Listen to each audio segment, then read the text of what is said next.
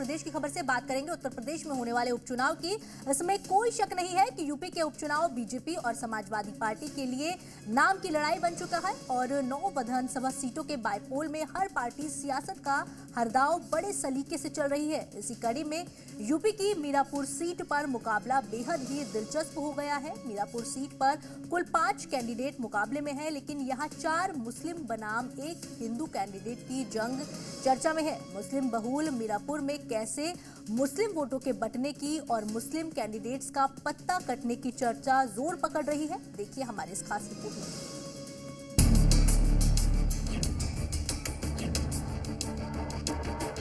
ये फिर वही काम करेंगे, गुंडागिर्दी का, अराजकता का, दंगा कराने का। कहीं ताड़का को भेजेंगे, खरदूषण को भेजेंगे, कहीं चंडमुंड इनके जाएंगे, अव्यवस्था पैदा करेंगे। इस बार पीडीए लोगों को जोड़ेगा। पीडीए की बढ़ती हुई ताकत से बीजेपी घबराई हुई है। उपचुनाव की पारी, 27 की बड़ी तैयारी।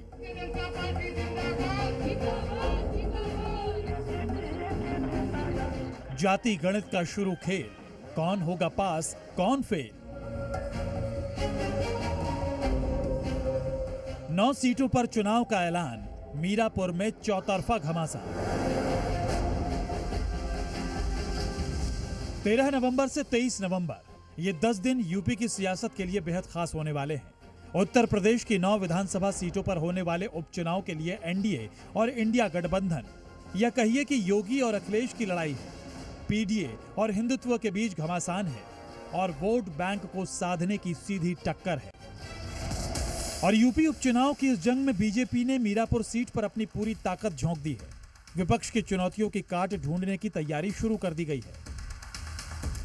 उत्तर प्रदेश की 9 विधानसभा सीटों पर उपचुनाव चल रहा है, लेकिन जनता की निगाहें पश्चिमी उत्तर प्रदेश की मीरापुर विधानसभा सीट पर टिकी है, क्योंकि ये मुस्लिम बहुल्य सीट मानी जाती है। रालोद को छोड़कर सभी पार्टियों ने मुस्लिम प्रत्याशियों को मैदान में उतारा है। मुस्लिम वोट बैंक कितना बढ़ता है, ये आने वाला समय ही बताएगा। देखना होगा कि जीत किसके हाथ लगती है। आपको बता दें कि सीट शेयरिंग में आरएलडी के खाते में आई मीरापुर सीट पर केंद्रीय मंत्री जयंत चौधरी ने खतौली उपचुनाव जैसा ही सियासी प्रयोग किया है। साझा कैंडिडेट है, 2009 से और 2012 तक रही हूँ। पहले भी राष्ट्रीय लोकदल और भारतीय जनता पार्टी का साझा था। आज फिर वही समीकरण दोहराया जा रहा है, वही इतिहास दोहराया जा रहा है। मुस्लिम, जाट और गुर्जर बहुल माने जाने वाली मीरापुर सीट पर जयंत ने मिथिलेश पाल को प्रत्याशी बनाया है, जबकि समाजवादी पार्टी ने सुम्बुल राणा को टिकट दिया है। बहुजन समाज पार्टी की तरफ से शाहनजर चुनाव लड़ रहे हैं, तो वहीं आजाद समाज पार्टी ने जाहिद हुसैन कोट को मैदान में उतारा है और एआईएमआईएम ने अरशद राणा को चुनावी मैदान में उतारा है। 2013 दंगे के बाद से देखा गया कि मुस्लिम समाज चुनाव के आखिरी समय में एकजुट होकर एक तरफा वोट करता है, चाहे विधानसभा चुनाव हो या लोकसभा चुनाव या फिर उपचुनाव। हर बार मुस्लिम समाज का रुख समाजवादी पार्टी की तरफ ही देखने को मिला है, लेकिन इस बार टक्कर 4 मुस्लिम चेहरा बनाम 1 हिंदू चेहरे के बीच है और अगर मुस्लिम वोट बढ़ता है तो उसका सीधा फायदा बीजेपी गठबंधन को होगा। प्रत्याशी से फाइट रहेगी, किसी से नहीं रहेगी। राजनीतिक दलों के साथ गठबंधन नहीं है। हमारा जो गठबंधन है वो सामाजिक गठबंधन है। हम समाज के गठबंधन कर रहे हैं, इसलिए सर्व समाज हमारे साथ है और हम सर्व समाज का गठबंधन लेकर साथ चलेंगे।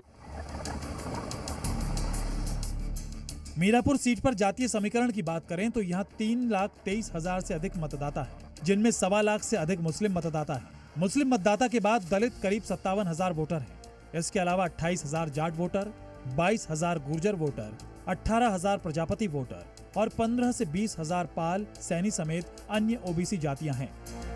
फीसदी के लिहाज से देखें तो 38% ओबीसी, 37% मुस्लिम, 20% दलित और 5% सवर्ण जातियों का वोट है। ऐसे में जहां समाजवादी पार्टी अपने पीडीए फॉर्मूला के जरिए 95% वोट को अपने पाले में लाने का दावा कर रही है, तो वहीं एनडीए हिंदुत्व और ओबीसी के जरिए मीरापुर पर कब्जे की तैयारी में है।